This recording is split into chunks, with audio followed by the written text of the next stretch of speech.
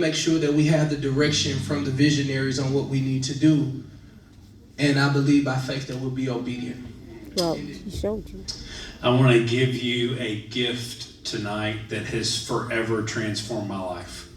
And it's the gift of a question. And here's the question. Lord, what do you want me to do? Not what do I feel like doing? Not what is the world telling me to do? Not what are my family or friends telling me to do? Only God knows the heart, and only God knows what we need, and only God knows the future. And so my wife and I, a lot of times, have to lay down our passions, our desires, our agendas, what we want, and say, Lord, you who know all things, what do you want me to do? And we keep coming back to that question. And it is asking that question that God led me to my wife of now 24 years. He led us to move to Albany, not knowing we were going to make movies. It was asking that question that led us to the house that we're living in now and discipling our kids. It led us to the church where we're going to now, and God birthed the movie ministry. It led us now to 8 films, asking that question, Lord, what do you want me to do in this situation? So as you pray about tonight, I would just ask you, gift you that question, ask it for the rest of your life. Amen. With whatever you do, Lord, you're Lord, not me. You're in the driver's seat. What do you want me to do? I'm here to be your servant and to do what you want me to do. If you'll ask that, God will bless you. He will provide. He will protect. He will lead. He will be glorified. And you will never look back regretting your decision.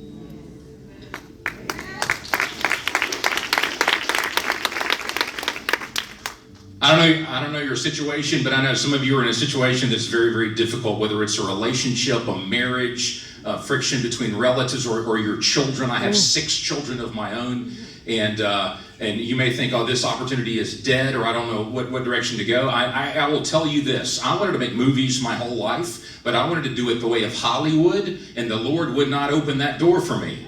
And so I had to die to the desire to tell stories and make movies. But this is what I know. After I died to it, God is in the business of resurrecting dead things. And He's really good at it. And so once I died to it, He said, now I'm going to take something that I allowed you to dream and to die, and I'm going to resurrect it my way. Because when He resurrects it, He gets the glory, not me. And so these movies are an answer to prayer for me. I never thought I would be able to do it until the Lord opened the door. So in your relationships, in your role as a parent, a friend, when you feel like this relationship's dead, my love is dead, our romance is dead, my future is dead. No, it's not.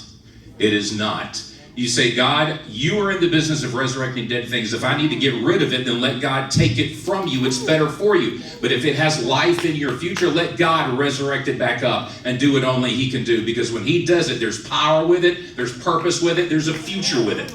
And so when I think about my children, I think, God, they're all different. They're all different personalities, different strengths. And so the friction even I've had, I've said, Lord, you capture their heart. Capture their heart. My parents prayed that for me and Stephen. Capture their heart, Lord. And He hears those sincere prayers. And so the Lord captured our hearts, allowed us to die to what we needed to die to, and resurrect what could be resurrected for His glory. For His glory.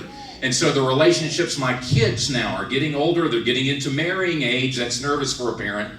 When they're getting up to that age, I'm like, Lord, capture their hearts. Capture their hearts. And so when it comes to discipleship, it's my job to live what I believe. No one does it perfectly. Live what I believe and pour it into my children.